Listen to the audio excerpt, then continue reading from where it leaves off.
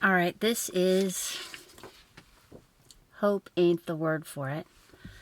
I'm going to read it for those who'd rather listen than read. And I'm going to try to go quickly because it's really long. This is also my DC reflection for 11/20, 21, and 22 of this year of our consternation, 2025. So once, way back near college days, driving and camping across country as we would, my now husband Leo and I were standing at the rim of the Grand Canyon for the first time. Finding no words with girth enough to hold the effect of the light, the shadows, the solemnity, and the hush of its scale, I breathed out, "Oh, it's big." A man standing off to the left and forward of us swiveled his sun hat head to admonish, "Big ain't the word for it." He turned back to his gazing. "Okay, man." Our faces laughed to each other in the sun's glow behind him. Two English majors, fresh, graduated with such keen knowledge of life's ineffable, could not have been more delighted. "No shit, dude," our eyes cackled. "It's the Grand Canyon. You fucking try." That phrase of his became one of many gifts to our marital canon. It's another hand tool we grab as needed from the shed of our decades. "Gorgeous ain't the word for it." We'll shorthand a sunrise over frosted pastures that would peel your heart tender as a grape. "Beautiful? Well, that ain't the word for it." One will cap the other at, say, a Sierra Farrell concert. So last night at home in the kitchen, when our 20-something son, Timmy Wonderbread, asked if I felt more hopeful after protesting in D.C. for 3 days, I could have just said, "Hope ain't the word for it." Note I say Timmy, not our son's actual name. This boy, now lanky, tall wonder of a young man, has been defending his digital privacy a long time now.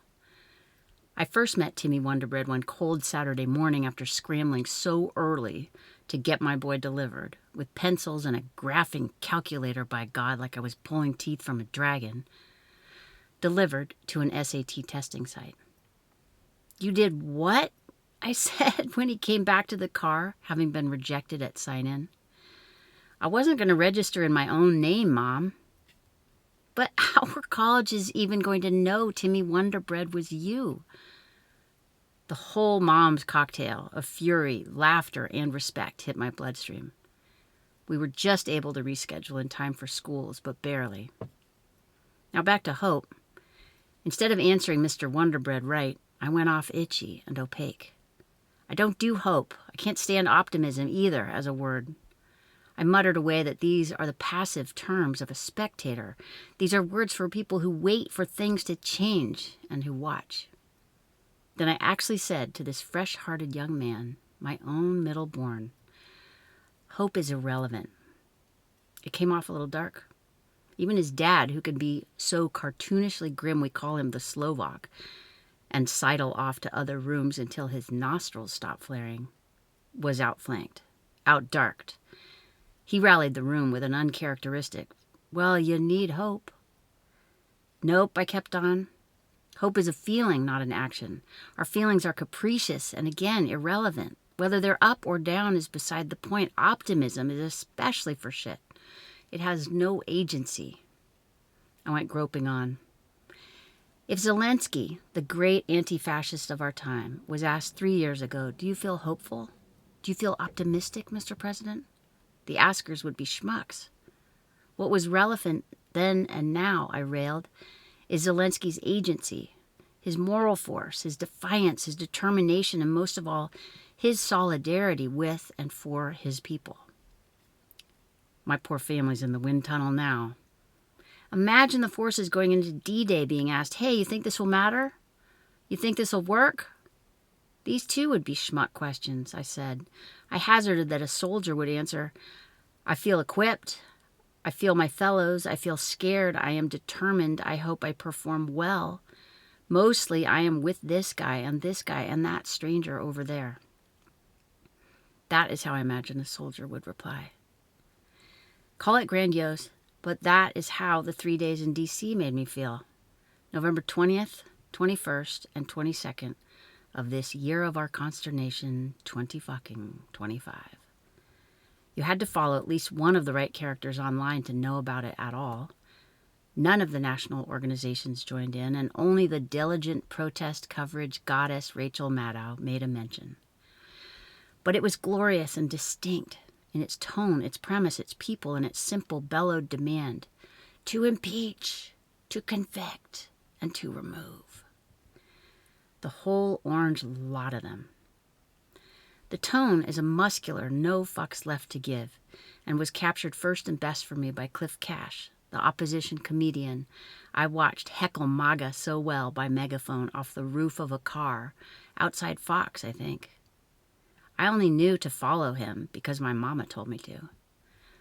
It's a tone of contempt for the failing fascists, deep love for a troubled country, and news for Dems who don't know the fight. We will replace you. Now, one bonus throughout those 3 days was having Project 2025's Heritage Foundation office just blocks away. These weenies received the full blast of our downtimes. If a lull hit, you could hear someone shout out, "Heritage!" and a joyful, angry mob of us rude mechanicals would loosely assemble. We would trail each other the blocks over to commence profaning and denouncing their wanker edifice for the hours at hand. "Quit your shit job," we'd bellow right at crisp young staffers who thought they were where just the money would be. "Fuck Nazis," we'd megaphone blast at plump men in Long Island quarter zips and ample slacks peeking from the windows. "Yeah, you," we would point at the one who glanced, then hunched away past the elevators for a back exit. We were at the back entrance too, I will note. A line of flashing police cars installed itself for hours. A few officers made their way down the sidewalk through us.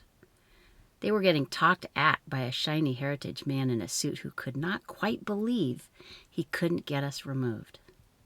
His suit made us go louder. Nobody hindered the First Amendment turned up to 11 that day or the next. Between heritage blasts, I stood on a patch of grass alone with my phone and trained up on Instagram reels for mass lobbying, as the kindly organizers on Discord had instructed. The day was chilly, but the red nylon knapsack I markered up with "Fuck Donald Trump" on my last cold and much lonelier trip to D.C. had a good stash of warm things in it. One thing I learned from this round is that it's time to get back online. Everyone doing mindfulness and not being on Meta's vile products needs to adjust again. Who knew? Of course, we all hate these tech bro would-be overlords in the extraction industry playing out across our eyeballs. The surveillance state is real, and we're all fending off AI slop, data centers, and the devil's teat of short video. We try to read real books, we roll our eyes at modern life, and we go outside. But these November days taught an unfortunate complexity. We must tech up, not down, against tyranny. "Let's moon the surveillance state," said this event. Leader after leader in this new mix stood tall. "Here is my face, you pussy-ass bitch. Where is yours?" From the raw new tone to the rugged, non-coastal turnout, from the rivers of talent showing so importantly across photographic, comedic, journalistic, painterly, musical, and theatric arts, to the tight loyalties clear between folks who'd never met. All were knit across Facebook and Instagram first. I know only because I asked. As I looked around at the gorgeous people from no organizations wielding big cameras well, I recognized that the news isn't passive anymore. We can't lament supine what the media is or is not covering and how. You have to root like a badger for the right eyes and minds out there and attach yourself. News is active and reciprocal now. You can go into the world alongside others and make showy new things happen. On film, spectacle is important because there must be photos. And then go share every scrappy new journalist and photographer you meet on that street so your own folks back home can see it. If Larry Ellison and the bro spawn are going to buy everything we ever watched, It's time to be, grab, and amplify as many of our own channels as we can. Quick. My favorite line online this week was from a woman self-reporting a Home Depot ice action on Blue Sky. Some nippy whiner challenged her as they do, and she answered, "Source? I am the fucking source." But back to day one. Having trained up on reels for citizen lobbying, we walked up to the Capitol behind Congressman Al Green and the organizers, a crimson phalanx of handmaids, the veterans, and an assortment of gamely trudging inflatables.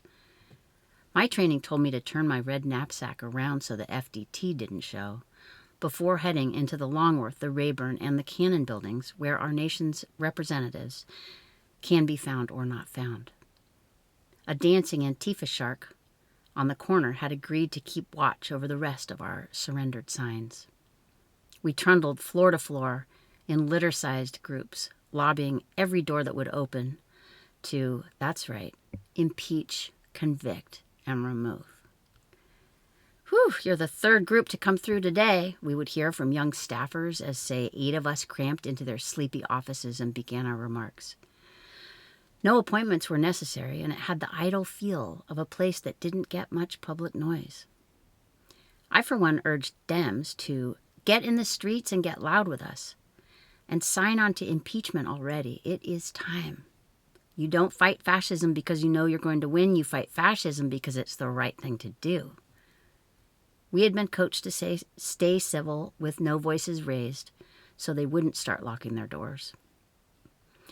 "Trump is a dying pedophile with cankles, you traitor," Cliff Cash would scrawl across comments books outside offices if they did lock their doors, though. Going door to door through the day, we all became further allies between the Charlie Kirk Memoriam signs, the winking, "I'll be sure to tell him," young Repub staffer waiting for us to leave, and that cockamamie fight, fight, fight photo from the Butler stunt that giddied Elon's heart and finished off Zuck's wee balls. There's a photo of a group of us, former strangers, ranged up a stairway like a high school chess club after the lobbying. It was taken with some irony and guffaws at the time, but I look at it now from home with love. The next day, we all learned to go stone silent when the colors are moving, meaning when the flag of each military branch and the flag of the United States are being moved with honor and care by their veteran holders. The American flag was held with reverence by Gunny Speaks Out, but upside down. Jolly Good Ginger, find both of these bold and good veteran leaders on Instagram, stated to us in the crowd the military code sanctioning of reversed U.S. flag in situations of extreme distress. I learned to go very loud again, indeed, when one after another of the young, fighting, sharp-witted new candidates, all military veterans and from all over the country, spoke. One military intelligence vet, also known as Knitting Cult Lady, pointed out there are just 1.3 million active duty military, in contrast to over 15 million veterans. She stated, "None of us are released from that oath just because we're done serving." Another veteran said in a growl like an engine, "They don't have the numbers." The roars finally settled, and the colors and the veterans gathered before marching off in step toward the Capitol. We walked in silence behind them. This event had no permit, but the vets had worked out a plan with Capitol Police. No signs, no chants, stay safe. The police stood by and marshaled us through all of the intersections safely. We arrayed quietly on the grass to watch once arrived. 5 officers stood high above on watch on the Capitol steps, and I felt the angry scar of January 6th on all of our hearts looking at them. The night before, I had been turning away from a check-in table when I got my eyes yanked right up the tower standing there before me, of former Capitol Police Officer Harry Dunn. At the top, I hit his good, kind gaze. That instant, the melting bolt of all the honor, love, and anguish I felt when he testified must have shone. No words. He just put out an arm like a bridge truss and wrap me up for a minute.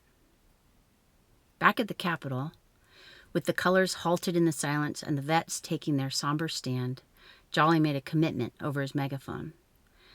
These veterans have the backs of the embattled Senators Kelly and Slotkin and their 4 fellow representatives, now known as the Patriotic Six. This 5-time draft-dodging pedo president with cankles had just threatened them with hanging for stating military code against unlawful orders to active duty military. Our shame rolls on. By the morning of the big rally, November 22nd, the ultimate scrappers, Flare.us, had been valiantly occupying D.C.'s Columbus Circle by Union Station for over 200 days. Untold hours of stress and work and penury from event leaders Jessica Denson, Carlos Alvarez Araños, and Cliff Cash had then made it possible for a mere traipser like me to just show up. Brave musicians, the Dropkick Murphys and Earth to Eve of the No Kings anthem, came to the ask and donated their courage to the cause. In every nook and cranny along the way, I found solidarity with tens of thousands of others. I sat jammed between strangers in an overstuffed car, laughing hard to a night event. "On whom do I have the honor of sitting?" I asked. I had curled like a pill bug forward into the front seats, holding one man's dinner, so he could get his bad leg winched into the car enough to shut the door. "It doesn't bend," he explained, and gave his name.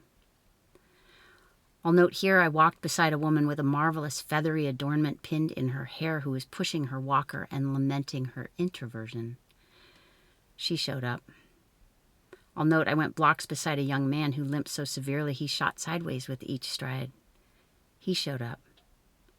I loved a service dog in headphones who accompanied a medically wrecked gentleman, now friend, who marched the 3 days, nonetheless.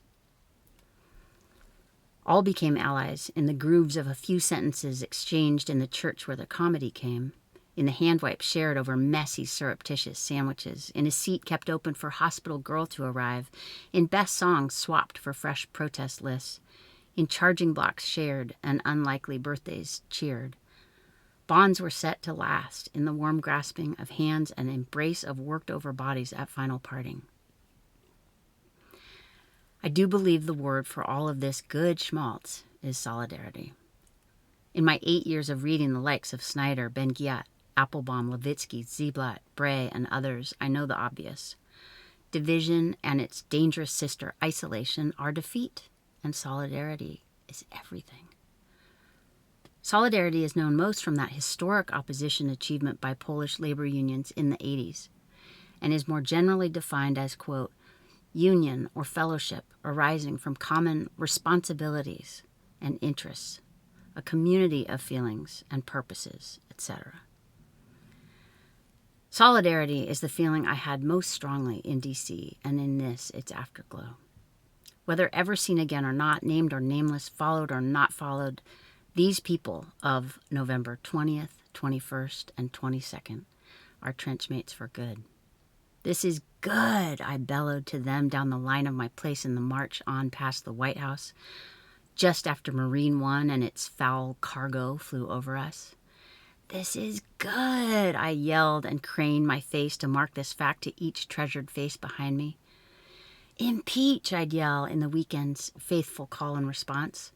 "Convict," a fellow bellow would answer from further down the line. "Remove," a chorus would finish loud from the back. I loved 20,000 people that big day, and now, and I feel devotion toward the multitudes they marched for who could not be there. Sharon is who I wound up marching for that day, or Sharon, as she had corrected me kindly.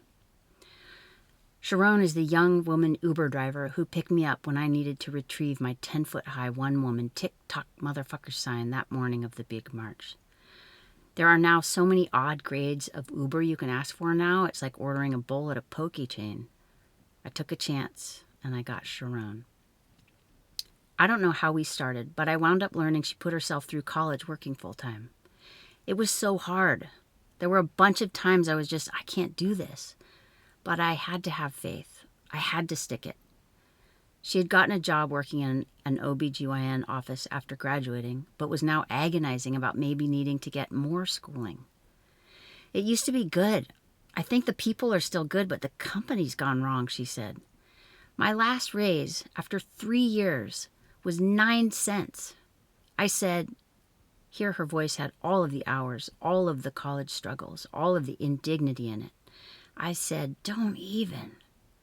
Now student loans, all of it. My mind listening to Sharon was thinking all of the things you think quick in our anti-humans economy. Yes, Sharon, the company's going wrong. There is no equity return for folks with capital on your wages. So you'll see worse, not better, for sure. There is especially no return on a healthy birth. I know RNs and doulas who've seen it. There's not enough money in babies. So birth services are shitifying. Wages are antithetical to profitability, and humans are all risk. Wage labor is a cost with no tax depreciation benefit, no IP licensing revenue, and no chance of scaling, that terrible lizardy word. The faster technology can move humans aside, the sooner big money can stop worrying about health, sleep, housing, purpose, and food needs, except where profitable to do so. Who exactly the big money thinks is going to consume anything once jobless in a 69% consumer-driven economy is a fucking question for another fucking day. I'm 29, I just want my own place, Sharon said. The rent's $2,000 for nothing, and there are rats in Silver Springs. Rats. I agreed that it was all too broken. Hedge funds jack rents for annuity-like returns that look just like licensing. They are licensing homes to us we can never own. The dazzling false front of America's mall life economy, where discount Doc Martens at DSW or day drinking the Cheesecake Factory can make a person feel rebel-free and just moneyed enough. That false front is teetering hard. The fictions are all falling away. The flesh is off the machine. They give all kinds of reasons for it, Sharon said of the brokenness. It's this because of that, they say. It's that because of this. One arm was cranking circles above her steering wheel. When literally, she crescendo, it's y'all. Sharon was surprised to learn I was in town to protest the whole orange problem. Being delicate, she ventured, I just usually assume Caucasians support him. I don't know why they do, but... She shrugged. We talked some more. I wish I could protest, she said. I don't know. I see what happens. I don't think it's going to be safe for me. I about bounced in my seat like I was in a grade school class with the answer. We know, it's a thing. White people know we fucked everything up. We do. We finally get it. It's not safe for you. We know it's our turn. Sharon grinned big. Well, that's right on. She had been so gentle before about us Caucasians tanking the place, and was kind to my too late discoveries now, too. We know we need to use our bodies, I pledged. We know we have to take risk for everyone who doesn't feel as safe. I'm going to march for you today, I finished. She was lovely about it. We exchanged numbers so I could send pictures later. We grasped hands awkwardly across the seat backs, and I got out to grab my gear. So much later, having pounded pavement for all of the hours, blown vocal cords hoarse, sidled so absurdly into the street finish of a Kirk supporter standoff, and otherwise closed the place down with my new compatriots, I headed tired to the airport at last on Sunday. My driver this day was a distraught Tunisian-American father who, after 23 years in this country he loved, was trying to persuade his wife to move back to the house they owned in Tunisia. I wound up learning many books' worth of Muslim perspective quick from him. He was polite, but clearly couldn't believe how clueless I was about so many things in the Quran, the Torah, and the Bible. My family on all sides was anti-religious, thank God. And what do you know? Turned out totally ethical, kind, service-minded people somehow without it. They hate us here, my man of many words continued. Rubio put the mark of the Crusaders on his forehead.